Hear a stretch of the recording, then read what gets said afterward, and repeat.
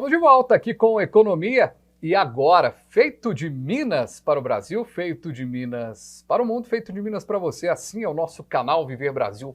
Um ano no ar para te agradar, para trazer muita informação para você, tanto na TV a cabo, quanto na internet, nas redes sociais, trazendo muita informação, conteúdo de qualidade. E eu estou recebendo aqui hoje a doutora Silvânia Ferreira, que é nossa especialista em vários assuntos, né? Tem uma formação como mestre em Direito Privado, pós-graduada em Direito do Trabalho, pós-graduada em Práticas Avançadas de Direito Previdenciário, que por acaso é o assunto que a gente está discutindo aqui hoje. Doutora, a gente vai falar da próxima regra aqui, da transição, mas eu queria muito primeiro abrir assim, aquela história que eu deixei no finalzinho do bloco. Quem está nos acompanhando e de repente está pensando assim, eu estou contribuindo, mas eu estou contribuindo por um salário. Ou recebi mal durante um período e continuei pagando por aquele salário. Essa pessoa tem como ela dar uma reviravolta, começar a fazer um pagamento aí maior, uma recomposição, ou a média já está prejudicada pelos anos de trabalho em que o salário foi reduzido? Boa pergunta, Fabiano. Por que eu falo isso? Porque tem muitas pessoas, muitos segurados que fazem o quê? Fazem a contribuição, principalmente o contribuinte individual, né? O individual e o facultativo, que ele acaba contribuindo com um valor menor, sobre o valor menor, e quando chega uma certa idade, o que ele faz? Ele quer aumentar essa contribuição para tentar aposentar no teto. Hoje o teto está mais de R$7.000, então ele quer essa aposentadoria. E eu aconselho o quê? Não façam isso, por favor. Por que não façam isso? Porque ele vai pagar a mais para a Previdência e não vai ter esse retorno. Por que não? Porque vai depender da idade dele e o tempo que resta para aposentar. Porque se começa hoje, com a reforma, como é realizado o cálculo mudou. Porque antes da reforma pegava-se os 80 maiores salários, né? A média aritmética simples dos 80 maiores salários. Ok. Uhum. Hoje não. Hoje você tem o teto e o teto mesmo. O teto sempre foi, você não recebe mais que o teto. Mas hoje, como que é feito esse cálculo? Pega-se a vida contributiva do segurado a partir de julho de 94 para cá, toda a vida dele, ou seja, não pode descartar nenhum salário.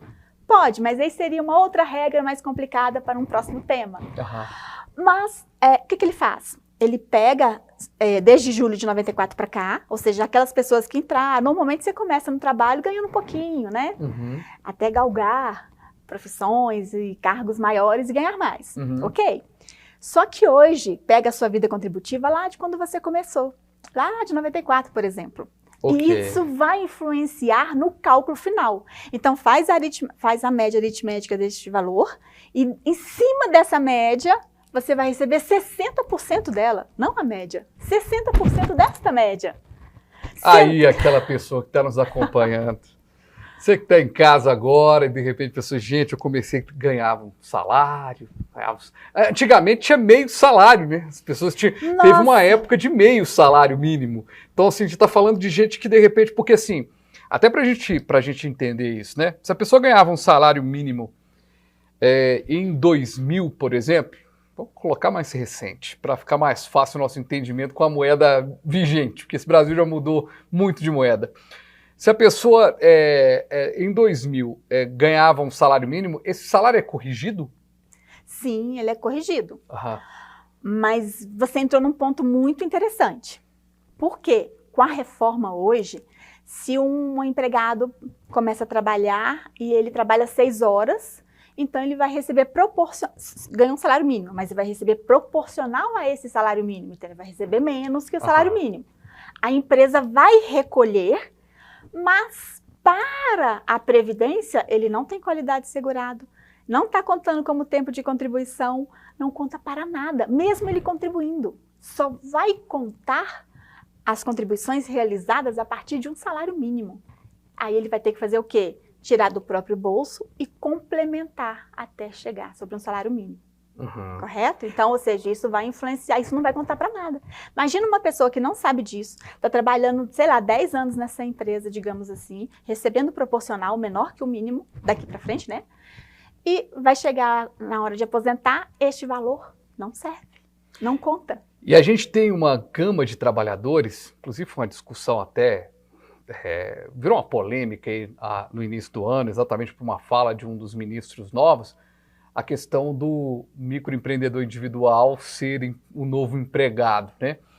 E aí tem uma pergunta que é muito peculiar no que diz respeito ao meio. Tem muita gente que está hoje sobrevivendo, fazendo sua carreira, criou uma empresa, uma empresa, ou é microempreendedor individual, ou ele é microempresa, mas ele está ali fazendo o pagamento. Sim. No caso do MEI, que é o mais popular, o meio em que as pessoas geram nota e conseguem ter um CNPJ para poder vender sua mão de obra ou vender seu produto. E aí tem um pagamento durante aquele mês que você paga, né, que é o DAS ali, você paga e você tem ali e até vendido isso, quando se fala o MEI, uma possibilidade do empreendedor se aposentar. Mas aquele pagamento ali da MEI, ele vai garantir mais ou menos esse caminho aí que você falou, né? É um pagamento do mínimo do mínimo. Exato. Ele não qualifica, por exemplo, pelo que a pessoa fez de rendimento com o seu microempreendimento, não. Na realidade, Fabiano, o MEI, ele tem a possibilidade de escolher a alíquota dele. Inclusive, existe uma alíquota simplificada para o MEI, a partir de 5%. Então, ou seja... Que é o que a maioria dos brasileiros paga. Porque abre uma portinha e Isso. tenta ali sobreviver e é um Exato. MEI, É correto? Isso. Exato. Então, ou seja, ele vai contribuir, esse tipo de empreendedor, ele vai contribuir com o menos possível porque tem que dar conta ali da empresa que ele montou, correto? Okay. Então, sim, ele vai conseguir aposentar, mas se ele aposentar sobre um salário mínimo de 5% sobre o salário mínimo, ele vai aposentar com o salário mínimo, só que tem um detalhe. Se ele fizer assim, ele só pode aposentar por idade e não por tempo de contribuição. Entendi. Ele não pode contribuir abaixo de um salário mínimo. Pode ser com uma alíquota menor, mas sobre um salário mínimo. Ok. Correto? Ok. Agora, posso só complementar? Pode, claro. Quando eu falei que faz uma média aritmética de uma vida contributiva de julho de 94 para cá, e dessa média retira-se 60%, ainda tem esse coeficiente 60, mais 2 pontos percentuais a mais que a pessoa trabalhar. Então, se a mulher tem 30 anos exige dela 30 anos de contribuição, por exemplo, 60% disso. Se ela trabalhou 30, ok, só 60. Agora, se trabalhar 32, mais um ano, então 2 vezes 2, 4. Então, vai ser 64% sobre aquela média aritmética. Correto? Então, ou seja, cada ano que o homem ou a mulher trabalhar, a mulher o que exceder a 15 anos, o homem o que exceder a 20 anos. Aí tem 2 pontos percentuais. É só para complementar. Não, legal demais. É interessante a gente colocar isso. E eu acho que foi interessante colocar essa questão da MEI, porque o grande argumento que se usa vai se aposentar, mas aí tem aquela característica. A mesma coisa do trabalhador.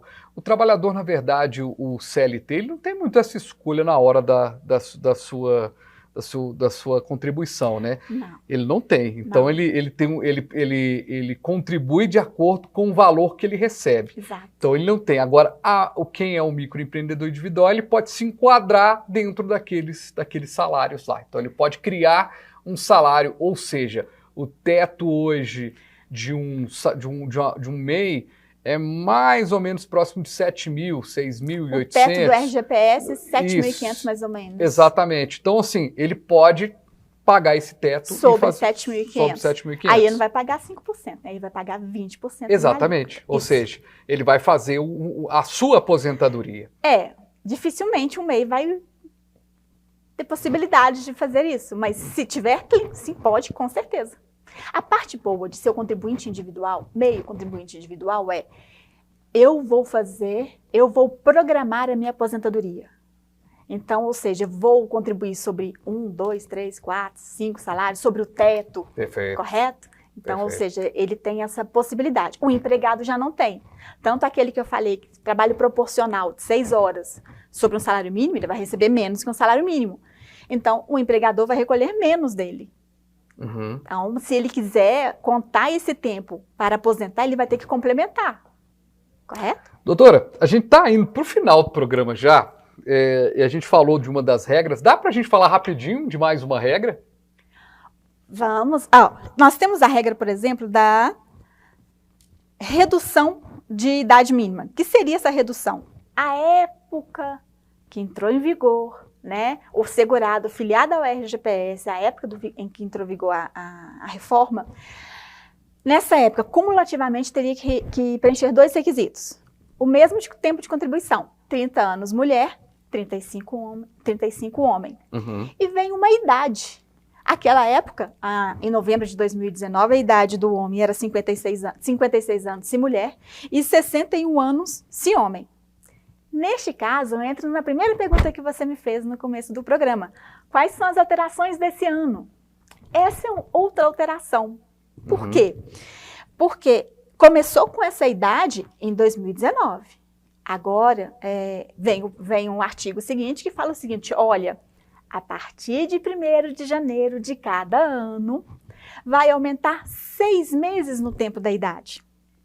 Então, ou seja, se a mulher tinha precisava de 56 anos para aposentar, em novembro de 2019, em 2020, ela precisa de 56,5, ou seja, 56 e 6 meses. Hoje, ela iria aposentar com 58 anos de idade, juntando, né, desde 2019 para hoje, 58 anos de idade, 30 anos de contribuição. E o homem hoje, 63 anos de idade, com 35 anos de tempo de contribuição. Então, ou seja, 1º de janeiro de cada ano modifica essa pontuação. Essa idade, neste caso, né? Porque nós vimos o sistema de pontuação, agora nós vimos a questão da idade mínima. Pois é, aquela música lá do Nando Reis diz, né, de te amarei de janeiro a janeiro. No caso da reforma da Previdência, é mais ou menos te odiarei de janeiro a janeiro, porque cada vez vai piorando a situação. Agora, uma última pergunta, doutora. Eu sei que tem muitos assuntos. Gente, entrevista boa é essa, né, que fica mais assunto para a gente discutir depois, se a gente colocar mais assuntos para a mesa. A pessoa que, de repente, não acredita muito na aposentadoria mais no Brasil. Eu não sei, da aposentadoria e tudo mais. Mas essa pessoa vai envelhecer. E ela pode até investir numa aposentadoria privada, mas já muitos economistas que aqui nós já ouvimos já falaram que essa aposentadoria privada ela perde para muitos outros benefícios. Você, como uma profissional do direito, uma agente aí do direito, por mais das mudanças, por mais que a gente brinque aqui das mudanças, a Previdência brasileira ela ainda é confiável, ela tem, né, tem suporte. As pessoas devem se programar para terem esse benefício, terem essa condição de se aposentar no Brasil? Olha, Fabiano, eu não tenho a menor dúvida disso, e não porque eu seja profissional do direito, principalmente desta área da Previdência. É essencial essa nossa contribuição. É essencial para a nossa aposentadoria. Primeiro, é essencial contribuir porque a gente não tem controle da nossa vida. As vicissitudes podem acontecer, né? Sofrer um acidente, você tem um auxílio acidente, né? Um auxílio por incapacidade temporária. Desligar de você morre, a sua família tem direito à pensão por morte. Então, não é somente a aposentadoria em si. Mas como o nosso tema hoje é a aposentadoria, sim, é interessante, se possível, manter uma sequência de contribuições, um determinado valor para aposentar-se bem, com um valor que você consiga sobreviver. É interessante fazer lá fora? Ok, faça uma privada, mas não deixe de contribuir para a Previdência e aposentar e fazer o planejamento antes. Bom, já que nós temos hoje várias regras, o planejamento, que antes era uma opção, virou uma necessidade. Não é obrigatório, mas é necessário para você ter realmente certeza de qual o momento correto de você aposentar. Obrigado, viu, doutora? Mais uma vez pela sua presença aqui. Parabéns aí pelo trabalho. Quem quiser te encontrar, quiser contar aí com esse apoio, também continuar essa prosa aí nas redes sociais, qual que é o seu canal aí, o seu endereço? Bom, vocês vão me encontrar no Instagram, @silvaniaferreira.cissa. O Cissa é S-I-S-S-A. Obrigado. Eu que agradeço. Doutora Silvânia Ferreira, advogada, professora universitária, mestre em Direito Privado, pós-graduada em Direito do Trabalho e também pós-graduada em Práticas Avançadas de Direito Previdenciário, membro da Comissão de Direito e Cidadania da OAB. Gente, eu quero agradecer demais a você que esteve aqui com esse papo. Gostou, gente? Foi legal? Leve essa informação para seu amigo, seu vizinho, ou mesmo utilize essa informação, procure uma ajuda profissional. De repente você está pensando assim, gente, não vou aposentar não. Quem sabe, né? Quem sabe se organizando aí direitinho, todo mundo consegue se organizar aí e poder se aposentar. A matemática é complexa, tem hora, mas por isso que a gente fez aqui um papo muito mais voltado também para o social, porque os números eles são complicados, mas é importante você buscar aí uma ajuda. A gente se fala numa próxima edição do nosso Economia. E agora?